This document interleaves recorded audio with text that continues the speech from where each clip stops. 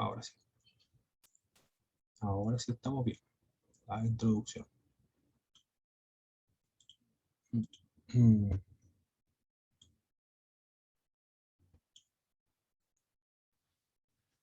Bien, las epístolas, estas epístolas con las cuales vamos a trabajar ahora, se conocen como las epístolas generales o las epístolas universales.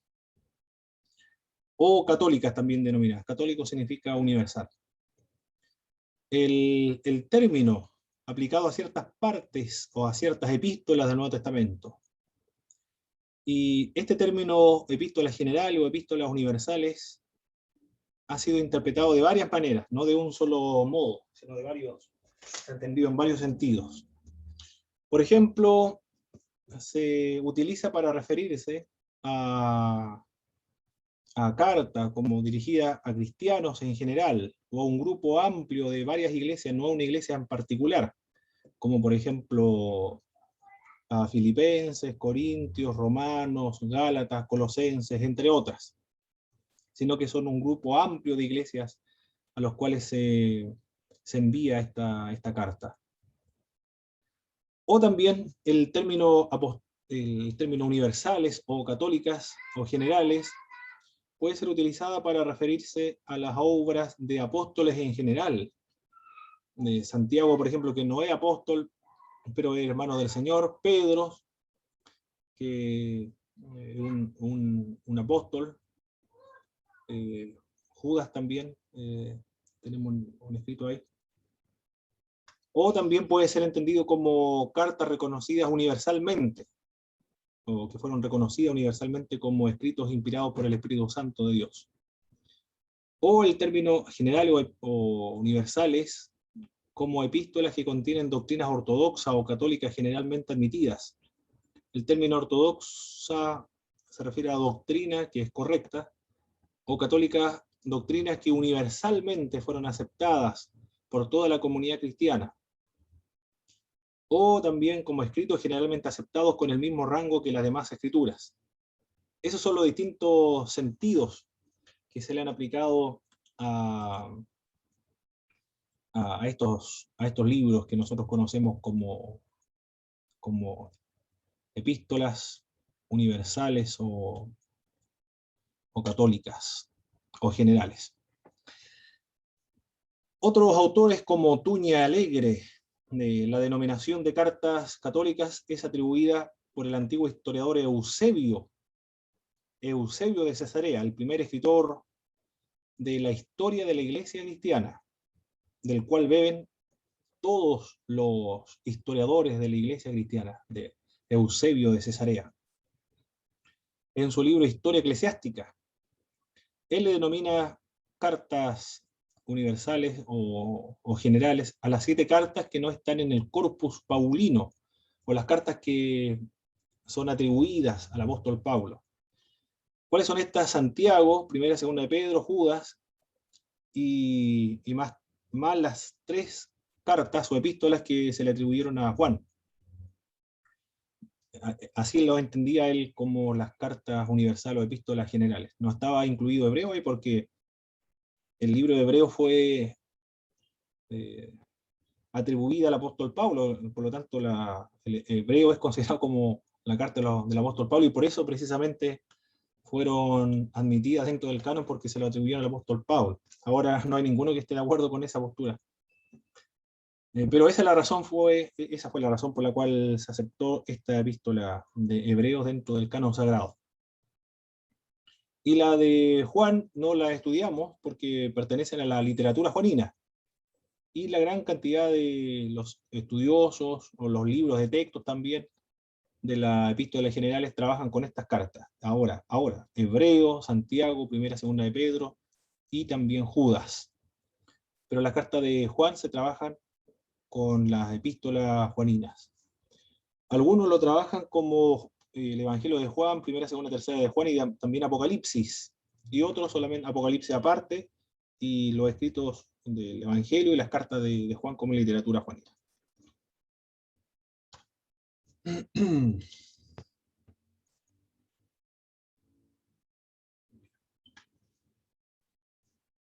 Inmediatamente entonces pasamos a la introducción del libro de Hebreos, un libro extraordinario. Es un libro eminentemente cristocéntrico. Bueno, todos los libros son cristocéntricos, pero uno lo nota inmediatamente al comenzar. Dios, habiendo hablado muchas veces, de varias maneras, anteriormente a nuestros padres, hoy nos ha hablado por medio de su Hijo Jesucristo. Y comienza el libro de Hebreos a exaltar a Jesús de Nazaret. Lo exalta a un plano sobrehumano, suprahumano, mucho más que los ángeles. Es una exaltación de Cristo superior a Moisés, a Abraham, a los profetas, a los ángeles, a las instituciones del judaísmo. Tanto así que se sienta en el trono de Dios. Por medio de él fueron creadas todas las cosas. Bueno, después vamos a ver todo aquello. Y se le da un nombre que es sobre todo nombre. Eso lo dice el apóstol Pablo también, pero acá comienza la introducción al libro de Hebreos. Le dio un nombre que sobre todo nombre, está en el mismo contexto de la exaltación de Jesucristo, la creación llevada a cabo por Jesucristo. Tiene la finalidad este libro de exaltar a Jesús de Nazaret, para que aquellas personas que han depositado su fe en él no se vuelvan atrás, que admiren y terminen en adoración a Jesús de Nazaret, y en el cual se cumplen todas las expectativas, todos los tipos, los símbolos del Antiguo Testamento, porque el peligro es que estas personas que provienen del judaísmo vuelvan atrás. De hecho, hay 7 advertencias contra esta posibilidad de la apostasía, de personas que vuelvan nuevamente al judaísmo debido a esta persecución que se está perpetrando contra ellos. Por eso que comienza de este modo este autor.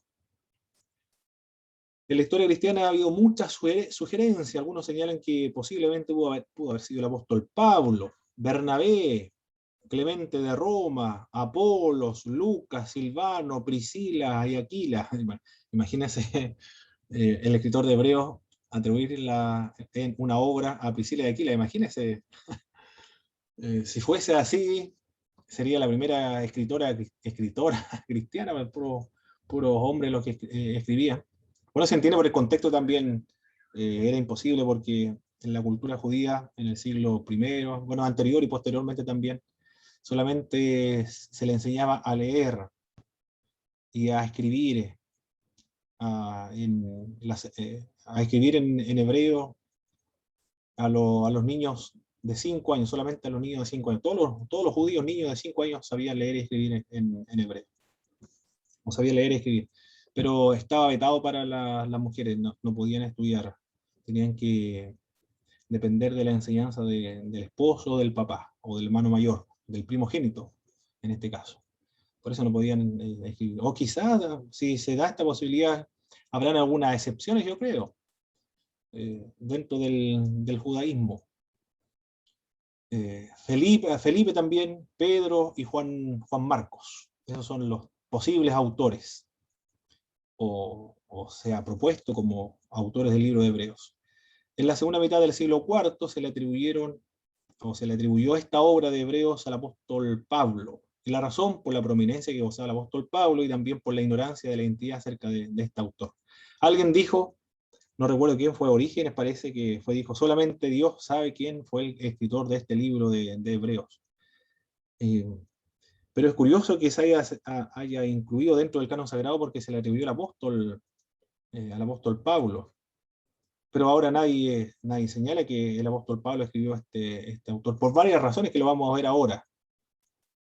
Sin embargo, es un libro inspirado por el Espíritu Santo de Dios, de todas formas. No hay lugar a duda de aquello. Es una obra la de Hebreos, una de las obras más impresionantes del Nuevo Testamento. El que está escribiendo acá es alguien que domina muy bien la gramática griega, alguien que conoce la gramática griega, pero al mismo tiempo conoce muy bien las instituciones del judaísmo. Algunos escriben pulidos, otros medios rústicos, otros escriben donde hay abundancia de semitismos y otros donde hay abundancia de latinismo, como Romanos, por ejemplo. Pero esta persona que está escribiendo acá es uno que sabe escribir muy bien. Domina muy bien el idioma, este hombre, el que escribe aquí. Es similar al libro del Antiguo Testamento, al profeta Isaías. Es pulcro, limpio, impecable, elegante, lleno de figuras retóricas, de un escritor fino, que es estético también. El libro de Isaías. El del Nuevo Testamento es similar acá del libro de Hebreos. Es un rompecabezas al mismo tiempo. ¿Por qué es un rompecabezas? Ahí vamos a ver las razones por qué es un rompecabezas. ¿Qué es lo que dice este libro? Jesús es superior, cristocéntrico, eminentemente cristocéntrico. El tema, la superioridad de Jesucristo, de eso habla. Si alguien quiere predicar el Evangelio al aire libre, por ejemplo, en campaña evangelística, el libro de Hebreos se presta para las campañas evangelísticas, la superioridad de Jesucristo. Si alguien predica el libro de Hebreos, exaltando la figura de Jesucristo, van a terminar esa gente, esas personas, arrodilladas, adorando y sirviendo y entregando su alma y su vida de la persona de la cual se habla en este libro. Es el Hijo de Dios. Los movimientos de las raíces hebreas, los nazarenos, Netzarita también se le denomina, o judíos mesiánicos también se les llama. Alguno de estos grupos considera que Jesucristo no es Dios. ¿Y cómo explican ellos el término hijo de Dios? Lo explican, el término hijo no necesariamente se refiere a la esencia o se refiere a la sustancia, puesto que se utilizaba también para referirse a los reyes, a los ángeles, a los jueces, que eran representantes de Dios. En ese sentido se utiliza el término hijo de Dios. Bueno, aquí vamos a ver por qué el término hijo de Dios no se puede utilizar en el mismo sentido como los reyes o los ángeles en el Antiguo Testamento, porque ninguno de los ángeles, de los reyes, de los jueces se lo hizo sentar en el trono de Dios, ni tampoco participa en la creación, ni tampoco se le adoró, bajo ningún punto de vista.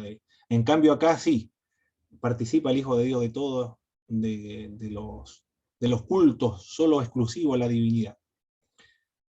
Sobre los ángeles, sobre Moisés, sobre el sacerdocio, sobre el sistema sacrificial, sobre el tabernáculo, inaugura la nueva alianza, habla acerca de la fe, la perseverancia, se persevera y se mantiene en los caminos del Señor y en la gracia, mientras permanezca en la fe. Pero si se aparta de la fe, y es precisamente por la razón por la cual se escribe el libro de los Hebreos, entonces volverá atrás. Y si vuelve atrás, no hay ninguna forma entonces de poder recuperar ese estado que se había perdido. Eso es lo que señala estos antiguos autores entre el arminianismo, el calvinismo y el arminianismo wesleyano.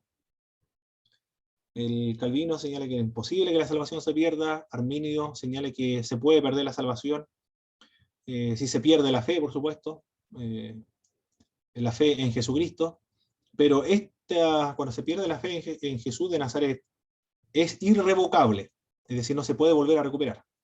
John Wesley decía que John Wesley se va al extremo porque dice que se puede perder y no es irrevocable como Arminio, sino que se puede volver a recuperar.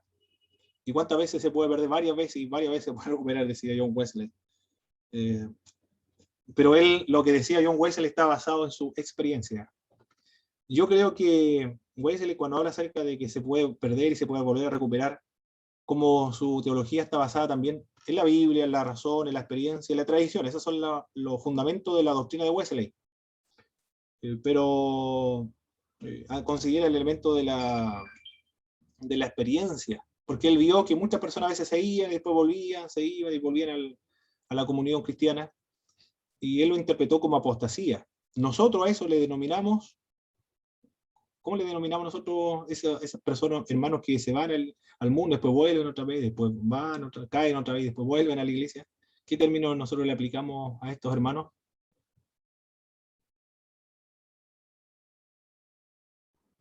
¿Los descarriados?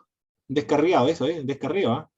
Me parece mucho, no estoy tan seguro, pero por lo que he leído de John Wesley, que, que él le aplica el término apostasía a estas personas. Y nosotros le denominamos descarriados, que no es lo mismo, eso hay diferencia. Pero la teología de él está basada en eso, en la experiencia también. ¿Qué más? El aprovechamiento personal del ministerio sacerdotal de Jesucristo también habla, y una exhortación final. El autor de Hebreos se ha propuesto a Pablo. Bueno, aquí hay un tema que es difícil atribuírselo al apóstol Pablo, ¿no? Porque el vocabulario, bueno, lo estamos viendo, el vocabulario de Hebreos se compone de 1038 palabras, aparte de los nombres propios, contiene 166 apax, palabras que salen una sola vez del Nuevo Testamento, y 424 palabras que no salen en las 7 cartas atribuidas al apóstol Pablo. Es decir, nosotros normalmente manejamos un universo de palabras que van a estar presentes si nosotros escribimos cualquier cosa, y alguien que nos conozca muy bien va a saber, esto lo está escribiendo tal persona porque se expresa de este modo. Pero acá hay muchas palabras que no pertenecen al apóstol Pablo, por lo tanto es otra persona que está escribiendo aquí definitivamente. Algunos de los que señalan que Pablo, la aparición del sintagma de el hermano Timoteo, capítulo 13, verso 23. Por esa expresión, el hermano Timoteo, algunos llegaron a la conclusión que posiblemente podría ser el apóstol Pablo. La bendición y los saludos que se asemejan también al apóstol Pablo, los saludos de entrada, los saludos de despedida, y algunos versículos bíblicos que son muy parecidos, que aparecen tanto en Hebreos como en Gálatas y en el libro de Romanos. Pero Orígenes dijo, solo Dios sabe quién escribió esta epístola, y Lutero se lo atribuyó a Apolo, un hombre brillante. Bueno, no nos dice mal la escritura acerca de Apolo, pero me gusta cómo lo define Lucas cuando escribe su libro, Hechos. Era un hombre ferviente en el espíritu, lo describe Lucas, poderoso en la escritura, ferviente en el espíritu, fervoroso en la escritura, que enseñaba y predicaba con diligencia, ¿no? Era realmente las características que le asigna Lucas, llevaron a algunos a pensar que posiblemente el que escriba acá pudo ser Apolo por las características, poderoso en la escritura, diligente, que es muy diligente en enseñar y predicar la palabra del Señor, y también vehemente, fervoroso en el espíritu. Debemos conformarnos que el retórico más refinado, mire cómo es considerado este autor, es un retórico refinado, es decir, el hombre ha leído más, parece, que el apóstol Pablo a los escritores griegos y poetas griegos y filósofos griegos, parece, porque maneja muy bien el idioma, tipo Vargas Llosa o Luis Borges, tipo como eso más o menos. Y el teólogo más elegante del Nuevo Testamento. Es un desconocido, no sabemos quién pudo haber sido. Bueno, después de tantas características positivas, quizás haya sido la voluntad de Dios que no se conociera, porque se podría haber fundado una iglesia en nombre del autor del libro de Hebreos por las características que tiene. Bueno, no sabemos, pero quedó en nuestro canon sagrado. Pablo no fue el autor de Hebreos. ¿Por qué? Porque en el prólogo no se encuentra el nombre del autor. Bueno, un problema también porque no sabemos qué es lo que es el libro de Hebreos. Porque es un enigma. Esta es la otra característica del libro de Hebreos, es un enigma literario de esta epístola. Porque comienza con un tratado, es decir, con una exposición de doctrinal, una exposición acerca de Jesucristo como superior a todo el sistema del judaísmo. Pero luego de terminar esa sección de como un tratado teológico, luego comienza como un sermón, pero concluye como si fuese una carta. Por lo tanto, ¿cómo se puede clasificar este libro? ¿Como un tratado, como un sermón o como una epístola? Parece ser una exposición teológica, es decir, se está exponiendo la teología, principalmente una cristología, lo que estamos viendo acá. Una parte, una rama de la teología, la cristología. Pero esta enseñanza o esta exposición teológica es pastoral, no es especulativa, sino que tiene la finalidad de llamar a la congregación a mantenerse en los caminos de Dios, sin apartarse, sino perseverar hasta el fin. Se les advierte, se le hacen varias advertencias, algunos señalan que son 7 advertencias contra la apostasía, porque tiene preocupación el autor de que los destinatarios de esta carta no regresen atrás nuevamente, no vuelvan al judaísmo, sino que perseveren en los caminos de Cristo. Por eso que la carta es pastoral, tiene la finalidad de conservar a los miembros de la congregación, en la comunión cristiana. Y esta enseñanza del libro de Hebreos se mezcla con la exhortación, que debe reforzar esta exhortación, y en que el tono oratorio o del sermón puede a veces evocar al de la homilía. Es como un discurso que está dando este autor. Y al final de la sección del discurso va presentando sus exhortaciones. Mirad, hermanos, que no cometan los mismos pecados del pueblo hebreo. El propósito de este libro de Hebreos es apologético. Es decir, apologético es la defensa de la fe. Tiene la finalidad de que la fe sea defendida. Intenta prevenir que los destinatarios de su carta abandonen la fe en Jesucristo en favor de unos valores idealizados del culto israelita. El contexto pareciera ser de creyentes judíos que se convirtieron a Jesucristo, y como comienzan a recibir el reproche, la hostilidad, el desprecio de su gente, de los judíos. Posiblemente algunos lo expulsaron de la sinagoga, cosa que ocurrió en esa época, y sus familiares lo más probable es que le hayan quitado sus negocios o lo hayan desheredado. Pero ellos todavía en esa persecución no han derramado sangre. Le dice el libro de Hebreos, ustedes han sufrido persecución, pero no hasta el límite de derramar sangre, por tanto no es tan feroz la persecución contra los otros, pero no, la situación que ellos están viviendo es de persecución. Entonces, como se sienten perseguidos y despreciados de sus propios compatriotas, puede surgir la tentación de ellos de volver nuevamente y abrazar el sistema del judaísmo, el ritualismo. Si esta carta se escribió antes de la destrucción del templo de Jerusalén, entonces la institución del templo está vigente. Es algo visible, algo que se puede oler, se puede ver, hay una estructura, hay un lugar geográfico donde se van a adorar. Todo eso es atrayente para los destinatarios para volver al judaísmo nuevamente.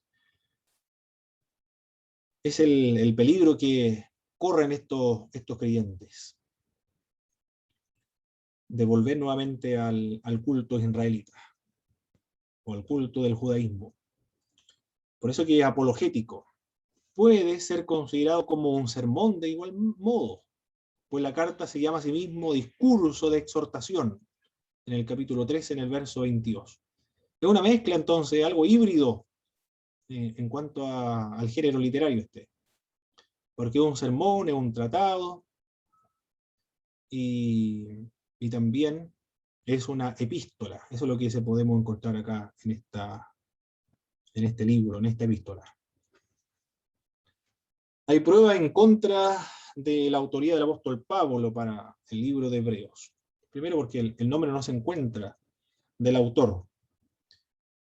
Y es muy extraño porque el apóstol Pablo siempre se identifica a sí mismo: yo, Pablo, siervo de Jesucristo, apóstol de Jesucristo, nombrado no por hombres, sino directamente por Jesucristo vivo y resucitado. Pero en cambio acá no aparece, inmediatamente dice: Dios, habiendo hablado muchas veces y de muchas maneras en otro tiempo a los padres por los profetas, en estos postreros días nos ha hablado por el Hijo, a quien constituyó heredero de todo. El estilo griego del libro de Hebreos es elaborado. Esa es la primera característica. El griego elaborado. Y es pulido. Por lo tanto, este hombre, el que está escribiendo acá, ha leído bastante a los escritores griegos y domina bien la gramática griega. La sintaxis griega la domina muy bien. Y es pulido, es fino. Pareciera que no está escribiendo contra el tiempo, como era frecuente y era característico del apóstol Pablo, escribir contra el tiempo, apurado, deprisa. Por eso que existen irregularidades contextuales en algunas epístolas del apóstol Pablo, pero acá no. Aquí hay alguien repensó esta epístola, la pulió, la elaboró. Hay un sentido de estética en esta obra. También las expresiones paulinas comunes: Cristo Jesús, es una de las más típicas del apóstol Pablo, Cristo Jesús. Unas 90 veces se pueden enumerar en sus epístolas. Pero acá, esa misma expresión, Cristo Jesús, nunca aparece en el libro de Hebreos. Muy extraño cómo, si el apóstol Pablo escribió esta obra, una frase típica del apóstol Pablo, distintiva del apóstol Pablo, no se encuentra en el libro de Hebreos. Las perspectivas ideológicas también no son del apóstol Pablo. La resurrección es un factor importante en la teología del apóstol Pablo. En Hebreos, la resurrección de Jesucristo se menciona solamente una vez. El apóstol Pablo resalta y enfatiza la resurrección de Jesús de Nazaret, pero acá se menciona una sola vez, en el libro de Hebreos. El trascendental tema de Jesús como sumo sacerdote no aparece en los escritos del apóstol Pablo. En cambio, el sumo sacerdocio de Jesucristo es enfatizado en esta obra de Hebreos. Pero quizás esos argumentos no sean suficientes para determinar de buenas a primeras que el apóstol Pablo no escribió el libro de Hebreos, pero esta es la más lapidaria y la más contundente. El apóstol Pablo, ¿cómo recibió el Evangelio? ¿De qué manera? ¿Quién le predicó el apóstol Pablo? ¿Por qué él se convenció, se persuadió de que Cristo realmente era el Hijo de Dios? Y que la Él la fe... recibió directamente de Jesucristo. Excelente, muy bien. De Cristo vivo. Cristo le dio la revelación, se autorreveló el apóstol Pablo. No lo aprendí yo de hombre ni de hombre, sino directamente de Cristo resucitado. Todo lo que el apóstol Pablo predica es lo que Cristo le reveló a él. Esa es una gran excepción del Cristo resucitado para ser denominado apóstol. Pero el autor de Hebreos, capítulo 2 de Hebreos, verso 3. ¿Qué dice el capítulo 2 de Hebreos en el verso 3? ¿Cómo el apóstol, el autor del libro de Hebreos, conoció el Evangelio?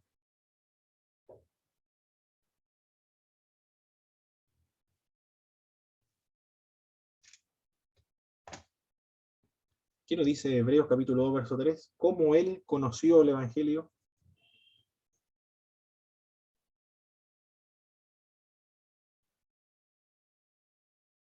Hermano Christopher.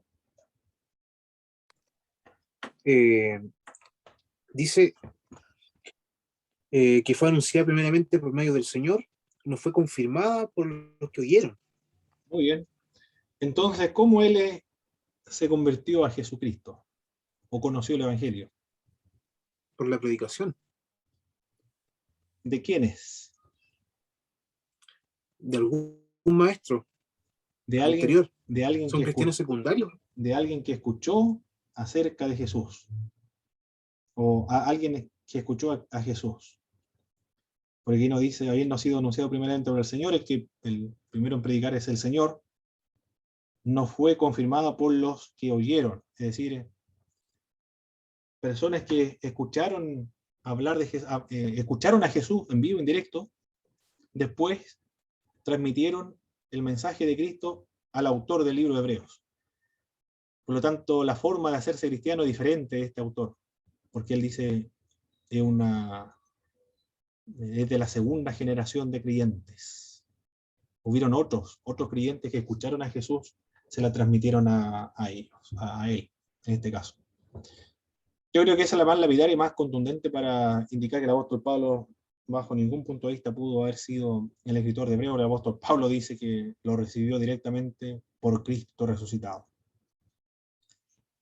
También las doctrinas que se encuentran acá difieren de las doctrinas que enfatiza el apóstol Pablo. Por ejemplo, Pablo enfatiza la resurrección, pero rara vez menciona su muerte sin mencionar también la resurrección.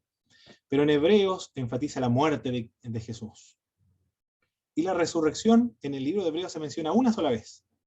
Hay un énfasis doctrinario diferente. Pablo exalta la resurrección, acá Hebreos, la muerte de Jesucristo. Para Pablo la ley significa los preceptos morales que se deben seguir, para el apóstol Pablo. Pero en Hebreos la ley es el sistema de sacrificios y los ritos del judaísmo.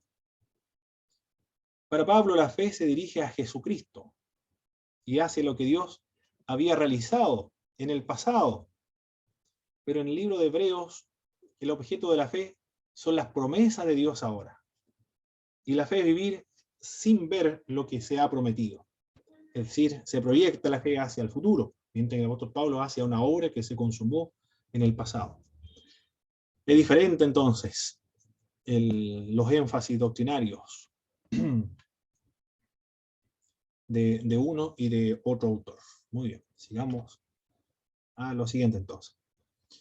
La epístola a los hebreos, los destinatarios, no podemos asegurar a quién se escribió el libro de Hebreos específicamente, pero lo más probable que sean judeocristianos. Lo más probable es que los destinatarios son judeocristianos.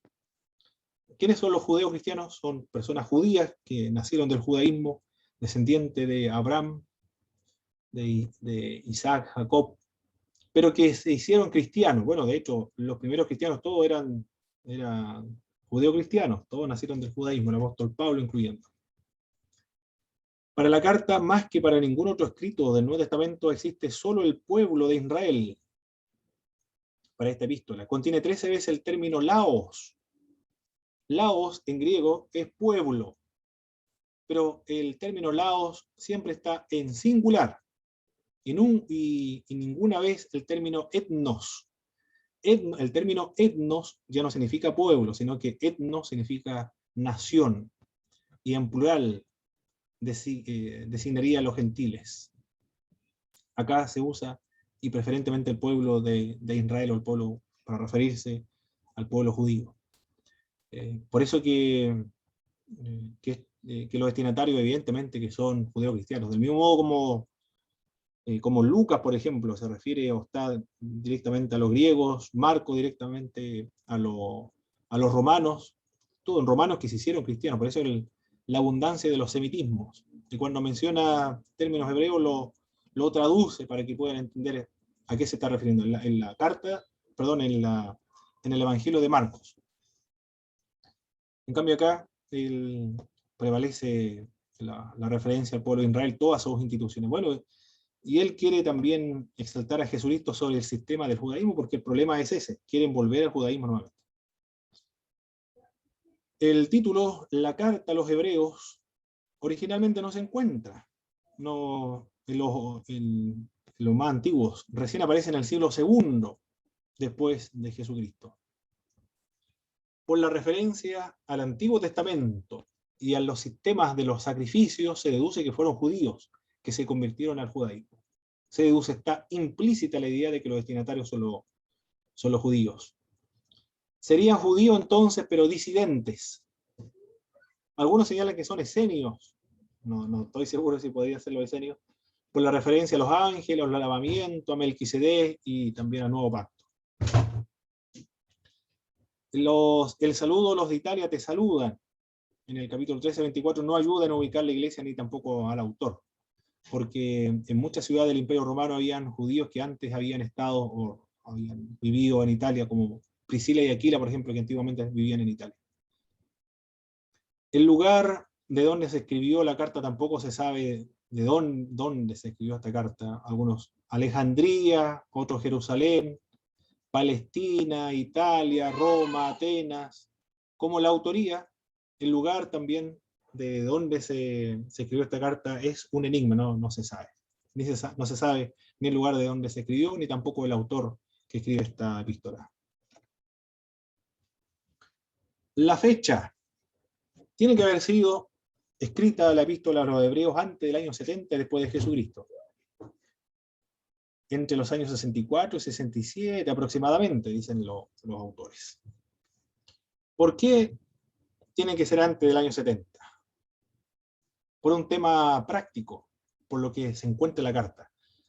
¿Qué es lo que dice el escritor de esta epístola?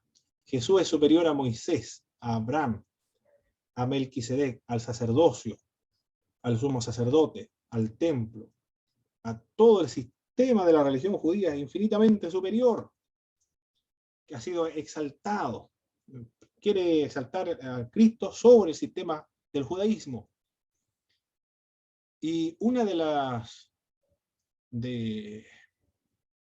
los edificios más representativos para el culto judío, y de hecho el centro de la religión judía, el templo de Jerusalén, si esta carta se escribió posterior al año 70, donde fue destruido el templo por los romanos, aquí el argumento le hubiese servido, pero fantástico al autor de Hebreos mencionarlo para indicar la superioridad de Jesucristo sobre todo el sistema del judaísmo, porque el mismo templo ya no existe. Pero como no se menciona ese dato de la destrucción del templo, se presupone entonces que tiene que haber sido anteriormente de la destrucción del templo de Jerusalén por Tito Vespasiano en el año 70 después de Jesucristo. Por eso algunos decían entre el 64 y 67. La ocasión, primero el propósito. El propósito es advertir contra la apostasía. El término apóstata o apostasía se utiliza para referirse, originalmente se refería a un militar que desertaba de su fila, se pasaba al enemigo. Ese era un apóstata, era un traidor. Después se utilizó el término apóstata para referirse a una persona que estaba de un bando de un partido político, pero luego se cambiaba al otro bando del partido político. En ese sentido también se utilizaba. En el contexto militar, en el contexto político. Y después el término apóstata adquirió connotaciones religiosas. Un apóstata era aquel que abandonaba la religión y se pasaba a otra. Acá el término apóstata es una persona que se hace creyente en Jesucristo y después abandona la fe cristiana. Ese es un apóstata. Deja de creer, deja la fe o abandona la fe. Por lo tanto, acá hay advertencia. De hecho, algunos indican Demeray. Demeray, un autor antiguo, un clásico también dentro de los evangélicos. Todavía se vende ese libro. Es un clásico que todavía está a la venta, lo pueden encontrar ustedes en algunas librerías.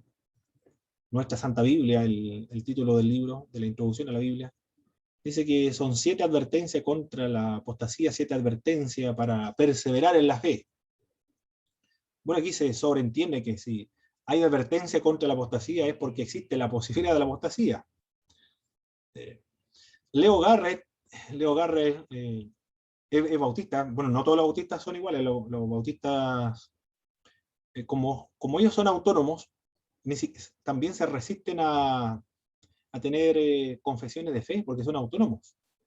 Y me gustó eso de los bautistas. La característica de los bautistas es la autonomía y la libertad para interpretar la Biblia, para creer, para adorar, para organizarse también. No hay alguien que le diga, ustedes se organizan de este modo, ustedes van a creer esto, el culto se va a desarrollar tal cual como nosotros lo indicamos, porque lo de ellos es la libertad.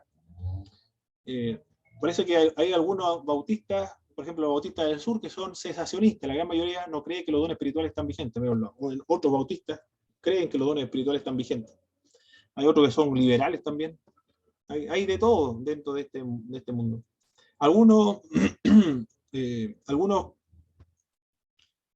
son calvinistas, otros son arminianos. No hay problema acá en este, pero la gran mayoría son calvinistas dentro de los bautistas. Leo Garrett explica este punto de la apostasía.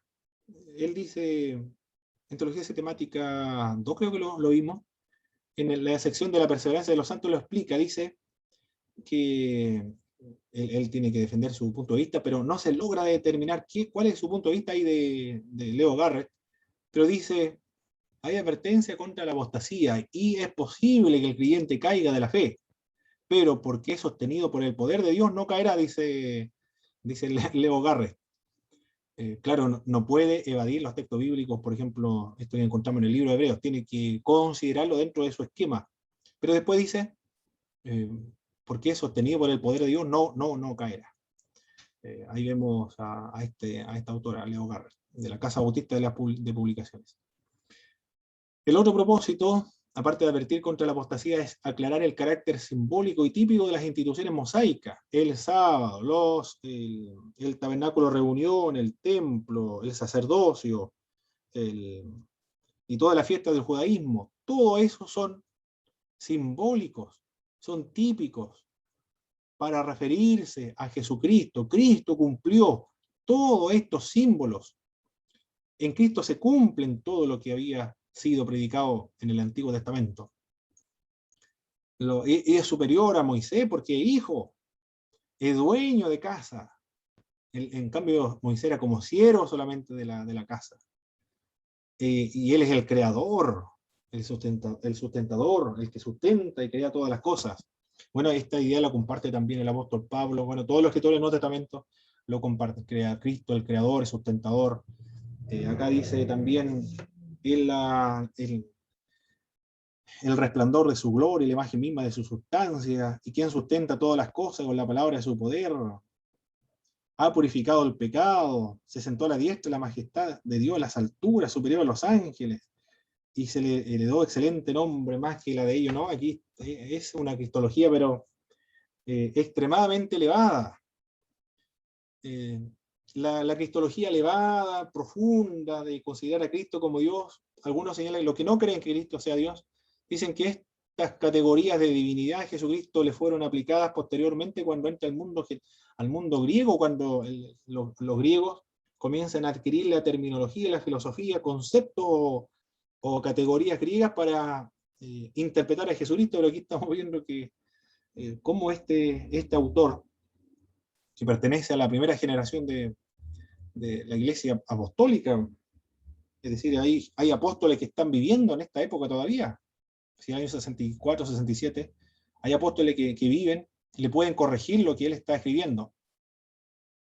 Y pueden, si Cristo no es Dios, entonces lo pueden refutar esta idea. Pero más bien lo confirma, Pablo lo confirma, Juan también lo confirma. Por lo tanto, en Cristo se cumplen todas las expectativas, todos los tipos de los símbolos proféticos del Antiguo Testamento. Y de hecho, toda la ley de Moisés, todas las instituciones del judaísmo, la fiesta del judaísmo, los sacrificios del judaísmo, eran elementos pedagógicos para poder preparar la mente con anticipación a los creyentes y así entender y apreciar y asimilar en la obra que Cristo el Redentor iba a venir a realizar en el futuro. El libro de Levíticos es el Evangelio, pero recubierto de simbolismo, señala Pablo Jova en su libro. Está encubierto o está barnizado con simbolismo. El libro de Levítico es simbólico, pero apunta al Evangelio. Y toda la ley del Antiguo Testamento y todas las obras, los ritos, las fiestas, todo indica y apunta a Jesucristo. El apóstol Pablo indica exactamente lo mismo, la ley guía a Cristo. Ahora que Cristo ha llegado, entonces no hay necesidad de volver nuevamente a la sombra que dice el apóstol Pablo. Y estas personas quieren volver. El problema que tiene el autor de Hebreo es muy similar a lo que tiene el apóstol Pablo en Galacia. Judaizantes quieren hacer volver nuevamente a la ley. Acá es exactamente lo mismo. El otro propósito por el cual escribe el autor de esta epístola es demostrar el carácter final conclusivo del cristianismo. ya con Cristo se ha consumado todas las cosas, y en Cristo se está completo. Esa idea también lo dice el apóstol Pablo en Colosenses. Estamos completos en Cristo, ya no hay necesidad de que se le agregue ningún otro elemento al cristianismo. En Cristo estamos completos. Se ha cumplido todo lo que se estaba esperando en el Antiguo Testamento. La ocasión. Los cristianos no han madurado en su fe, dice el libro de Hebreos, capítulo 5, verso 2. Ustedes ya debieron haber sido maestros, le dice el autor, maestro de tanto tiempo que se le ha enseñado. Pero no se le puede dar legumbres, sino que se le debe dar leche. La legumbre, ¿cómo lo entienden los hermanos de nuestra iglesia? Hablarle fuerte a los hermanos. Con exhortarle su pecado, hacerle ver su pecado, es darle unas reprimendas por su pecado, su mala conducta. Pero acá, cuando habla acerca de legumbres, de viandas, habla acerca de las enseñanzas más profundas de la fe cristiana. A eso se refiere, las enseñanzas más profundas de la fe cristiana. No de la exhortación o llamarle la atención o la amonestación. Ustedes no han madurado en la fe, le dice el apóstol Pablo. Bueno, el propósito del cristianismo y la razón por la cual nosotros nos convertimos en cristianos es para llegar a ser o alcanzar la estatura del varón perfecto hecho a la imagen de Jesucristo, es decir, desarrollar la imagen de Jesucristo en los creyentes. Se debe alcanzar esa madurez, Cristo. Pero ellos no han alcanzado esta madurez. Es el problema que tienen estos cristianos o estos destinatarios. Los destinatarios no son constantes en las reuniones. Lo más probable es que han dejado de asistir a las reuniones para no recibir la hostilidad, el reproche y el desprecio de parte de sus propias gentes. Para que no los identifique, no los considere como cristianos y así ya puedan seguir gozando o disfrutando de la comunión con ellos. Esto es muy parecido a lo que acá en América Latina y en Chile se vivió en el pasado, no tan lejano. Hay hermanos nuestros, pastores y pastoras, que cuando se hicieron cristianos lo expulsaron de su casa, su propia mamá lo expulsó de la casa. Así llegaba el odio hacia los cristianos evangélicos. Echaron a su hija, fueron capaces de echar a su hija de la casa porque se hizo evangélica. Impresionante. Impresionante lo que experimentaron nuestros antepasados próximos de la generación anterior, solamente esto no hace mucho tiempo. Y en toda América Latina ha ocurrido exactamente lo mismo, dice Justo González en uno de sus libros de la Semana Santa, escribe. Por eso que en América Latina se entiende muy bien estas ideas, estas persecuciones romanas, y acá es lo que está experimentando los cristianos destinatarios de esta carta. Han dejado de asistir a las reuniones. La iglesia muestra signos de decadencia, está en peligro. Por eso que se apasiona el escritor de Hebreos para prevenir que esta gente no caiga de la gracia de Dios y se pierda. Los cristianos destinatarios de la carta no han madurado en su fe, a pesar de que llevan tiempo en ella, ya tendrían que ser maestros del evangelio de la fe. Maestros en el sentido de guiar y conducir o enseñar las verdades elementales de la fe cristiana a los nuevos conversos. Cuenta Justo González en su libro La Semana Santa, que era la Semana Santa porque se celebra la muerte, la sepultura, la resurrección de Jesucristo.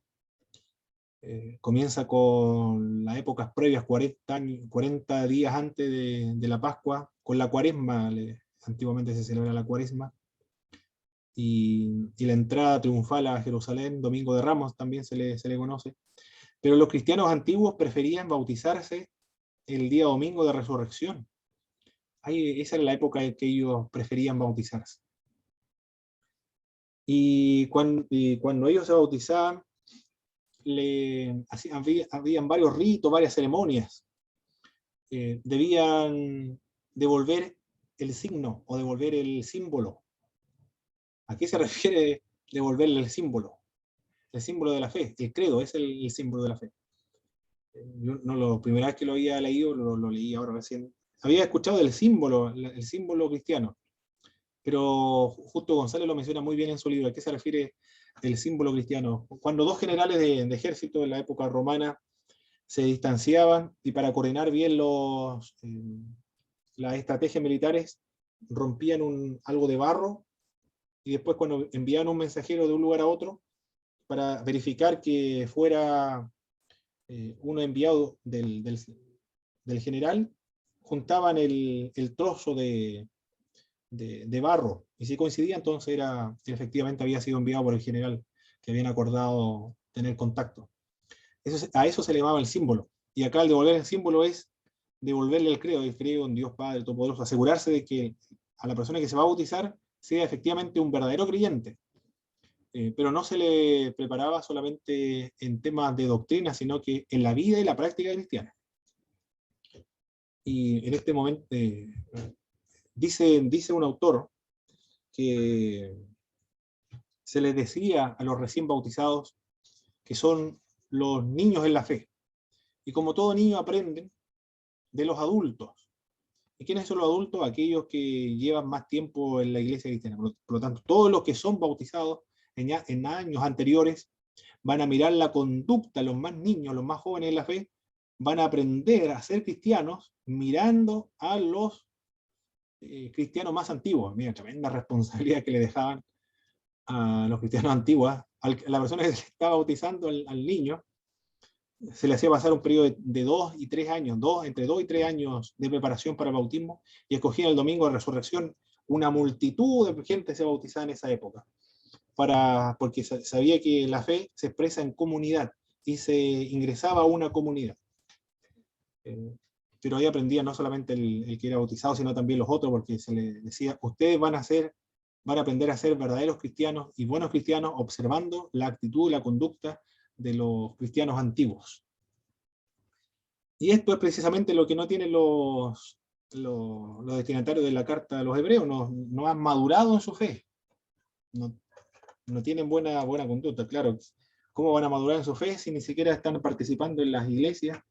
Y hay una leve persecución, y ya comenzaron a tambalear en su fe, y comenzaron a ver decadencia, quieren volver al judaísmo, ¿no? Aquí hay un problema serio con los hermanos de esta congregación. También ni siquiera son constantes la asistencia a las reuniones, pues algunos tienen por costumbre no asistir a las reuniones. Las reuniones son fundamentales, importantes, porque en esta época es donde se tomaba la comunión. Primero había una coinonía, donde todos tenían comunión entre ellos, y después venía la cena del Señor, donde participaban de este rito establecido por el Señor Jesucristo para recobrar fuerza en la fe, cantar, escuchar la lectura de la palabra de Dios, la exhortación de la palabra de Dios, la oración. Algo tan importante para fortalecer la fe de los creyentes, fortalecerse espiritualmente. Y ahora dejaron de asistir. Por eso se entiende que la iglesia está en decadencia, porque dejaron de asistir a las reuniones. Parece que le falta la resistencia a estas personas.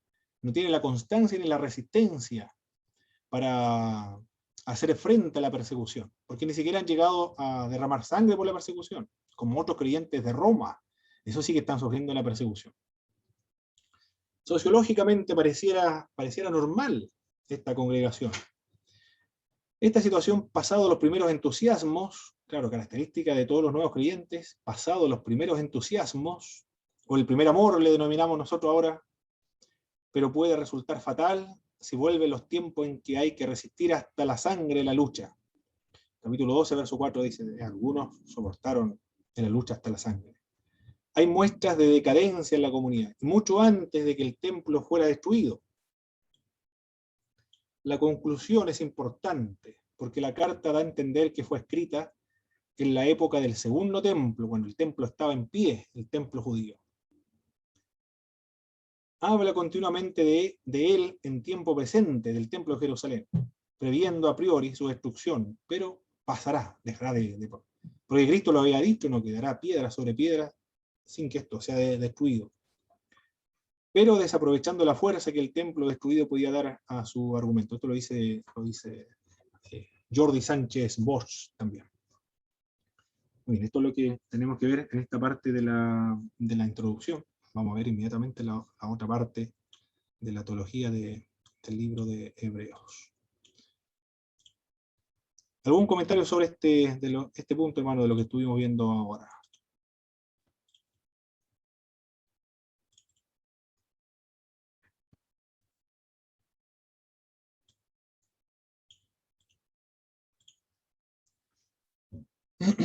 Bueno, ya leyeron, hicieron la primera tarea, ¿verdad?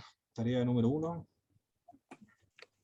Ahí estaba la parte de las introducciones, de la autoría, los destinatarios, de los temas que trata, también la situación y el contexto en el cual se encuentra. Muy bien. Ahora vamos entonces a hacer la presentación. Esta no la había terminado.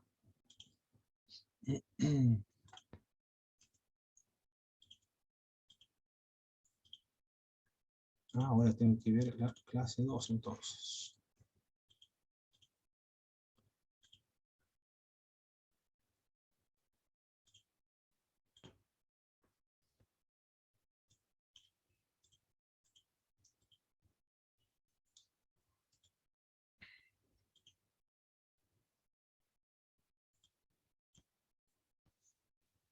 Bien.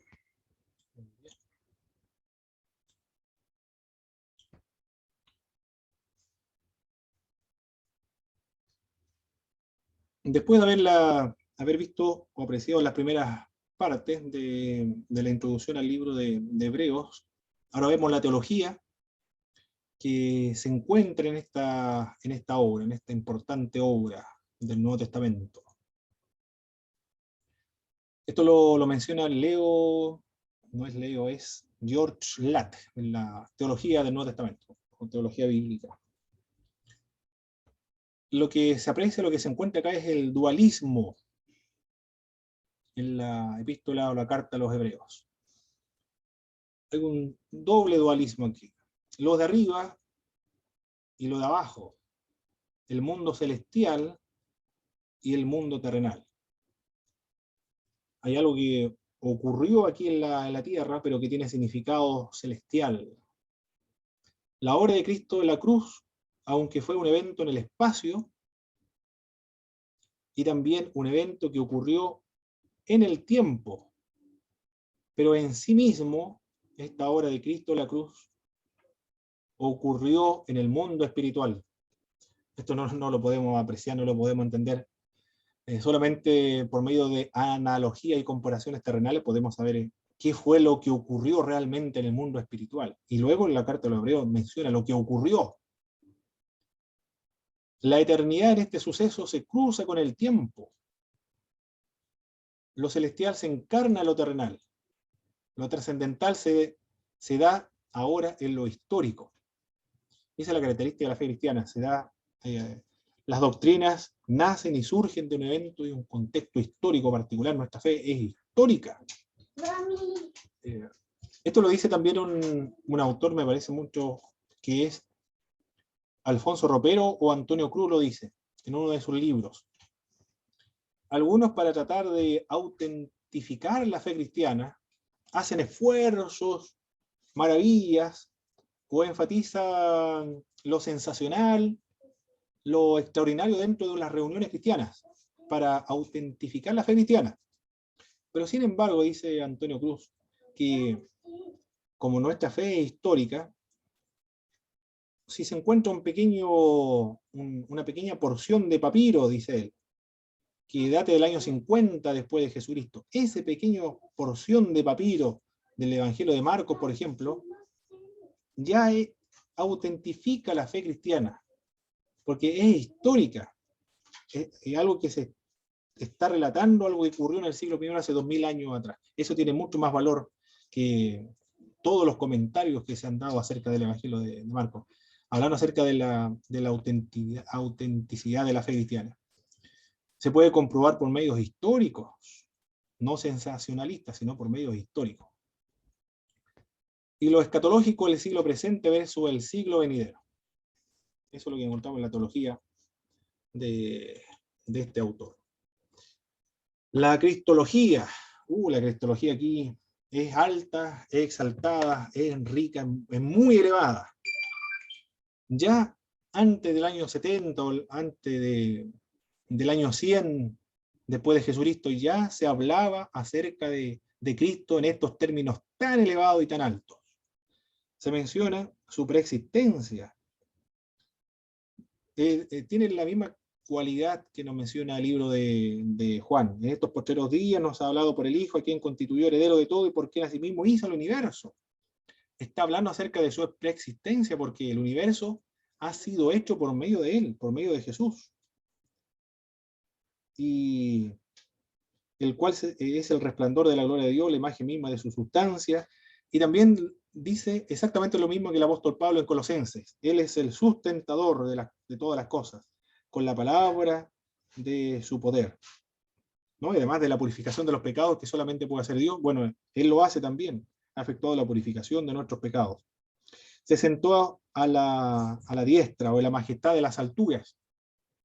Esto, sentarse a la majestad de las alturas, o sentarse a la diestra de Dios, sentado a la diestra de Dios, los cristianos del siglo I lo entendieron muy bien. No se refiere a un lugar geográfico donde Dios está y al lado se encuentra Jesucristo, sino que se ve o se interpreta en un sentido espiritual, invisible, no material o no terrenal como nosotros lo podemos considerar.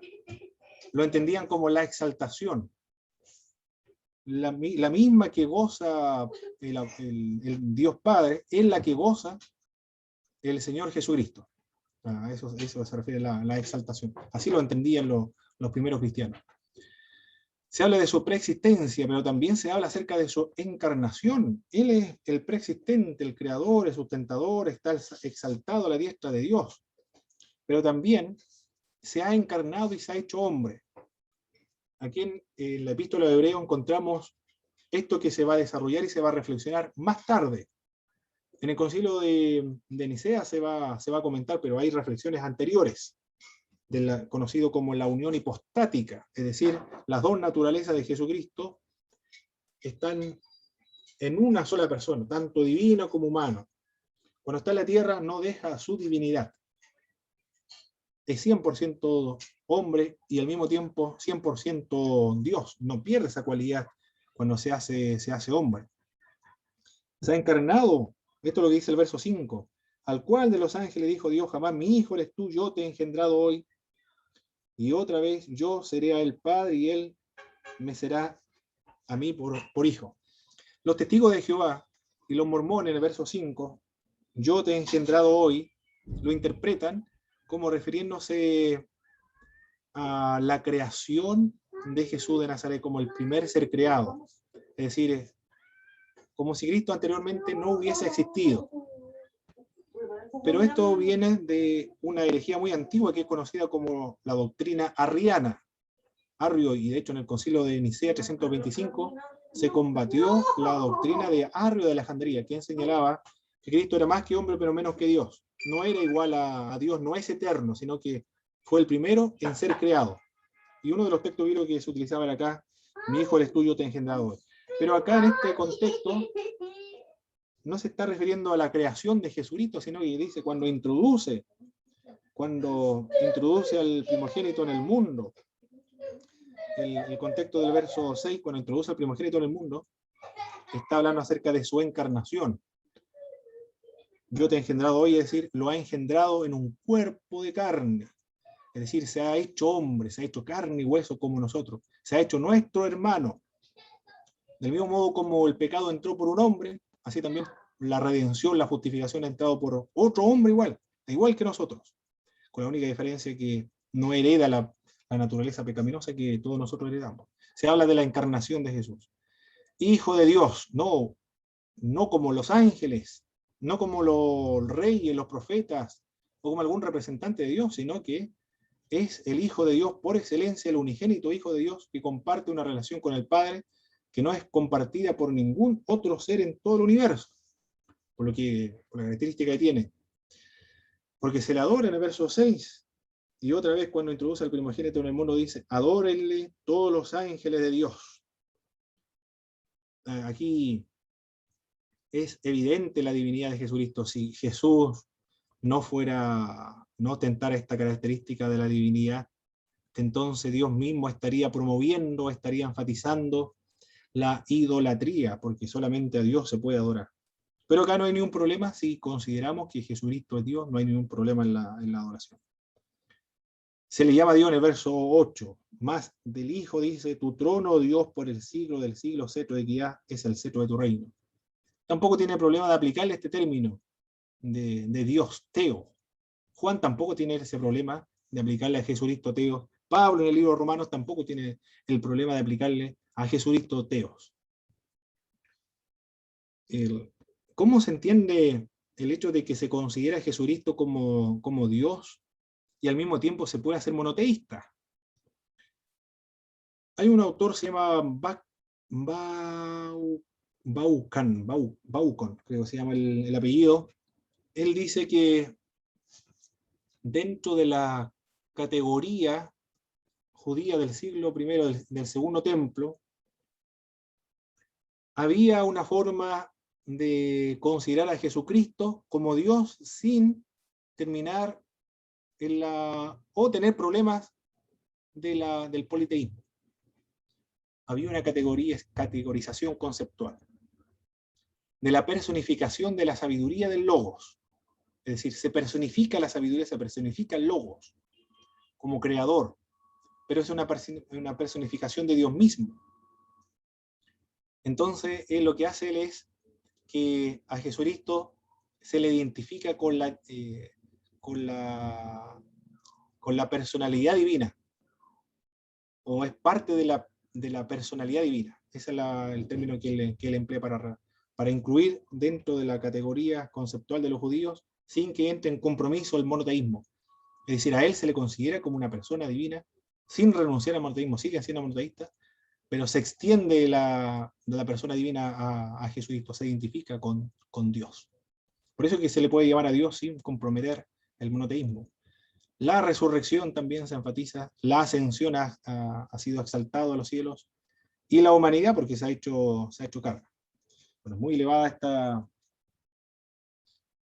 esta doctrina o la cristología de Jesús. Otra doctrina que aparece fuertemente y que sobresale en el libro de Hebreo es el sumo sacerdocio. Jesús es superior a los sumos sacerdotes, a los sacerdotes. ¿Por qué es superior? Porque Él permanece para siempre. No como los sacerdotes del Antiguo Testamento, quienes morían y constantemente debían ser renovados. En cambio, Él permanece para siempre, distinto, diferente. Es según el orden de Melquisedec. ¿Por qué es de acuerdo al orden de Melquisedec? Porque es nombrado directamente por Dios. En cambio, los de Aarón tenían que ser nombrados todos los que son descendientes de Aarón. En cambio acá, con respecto a Cristo, es nombrado directamente de Dios, sin necesidad de una genealogía. Y también porque en Melquisedec no se menciona la muerte de él. Obviamente es un personaje histórico que murió, pero no se menciona la muerte.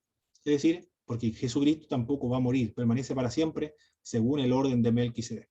Esas son las razones por las cuales este sumo sacerdote de Jesucristo es según el orden de Melquisedec, por eso que es superior al de Aarón. De dos puntos de vista, es histórico y también es celestial. Es decir, estuvo aquí, ejerció su ministerio sacerdotal aquí en la tierra, pero también no concluyó con su ascensión, sino que su trabajo sumo sacerdotal continúa intercediendo actualmente a favor de los creyentes en el cielo, en la esfera celestial. Con su ascensión se convirtió en predecesor de todos los que le siguen. Ha abierto una entrada al Padre o a la gloria de Dios. Y este sumo sacerdote es eficaz, porque el otro en realidad eran tipologías.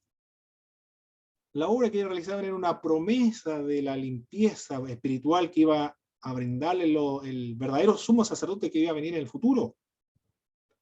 Era una obra didáctica, era pedagógico lo que ocurría en el Antiguo Testamento, pero no es eficaz, no es efectivo. Lo purificaba exteriormente, pero nunca le podía purificar su conciencia. Por eso debían estar todos los años purificándose de sus pecados. En cambio, acá una sola vez y fue suficiente. Ha purificado a los creyentes. Lo ha santificado.